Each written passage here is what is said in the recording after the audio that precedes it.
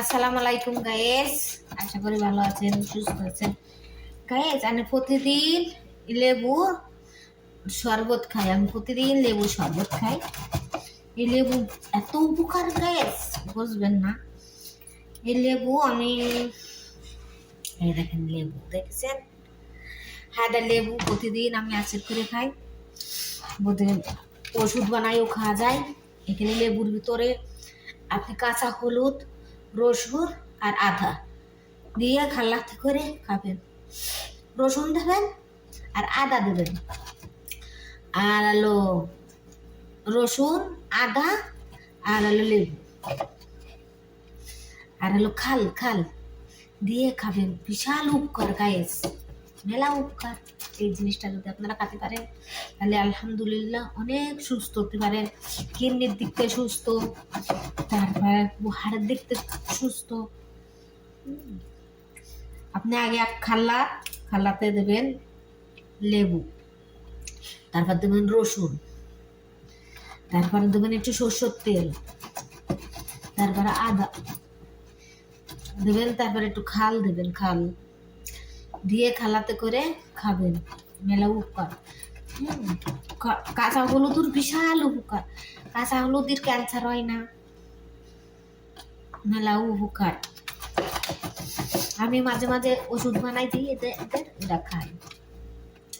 আমি আদা দিই, রসুন দিই, সরষের তেল দিই, লেবু দিই, দিয়ে বানাই দিই, ইনশাল্লাহ খেয়ে ফেলবে।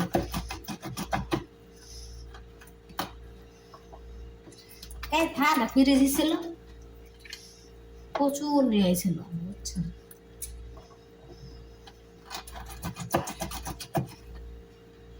আর এক ঝামেলা।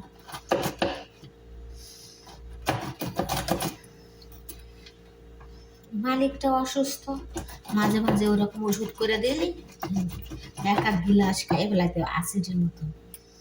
কাঁচা হলুদ দিয়ে রসুন দেবেন, কাঁচা হলুদ, রসুন, আদা, সরষের তেল আর খাল আর লেবু দিয়ে বানাই দেবেন।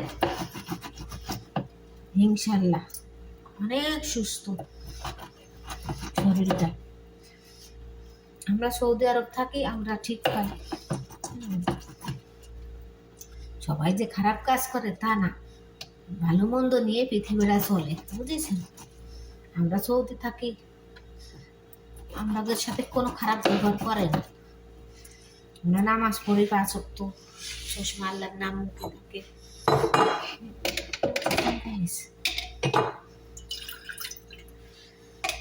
এত ভালো করে বানাই গাইস। ভালো থাকবেন, সুস্থ থাকবেন।